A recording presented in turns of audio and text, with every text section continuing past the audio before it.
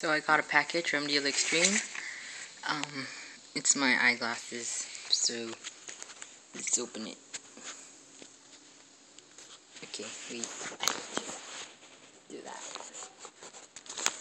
Okay, so let's go through it. So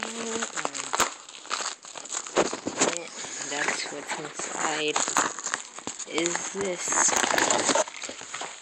the glasses I ordered from Dealextreme? Nothing else. So let's open this up.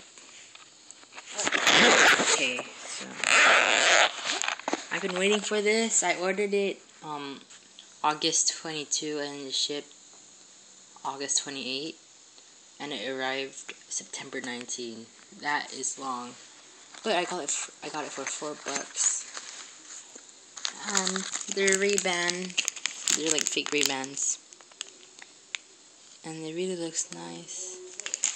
And it comes with a cleaning cloth. And yeah, really good. It doesn't look like I got it for $4. So if you want glasses and you're willing to wait for it, go buy it from Dealextreme. And thanks for watching my video. Bye.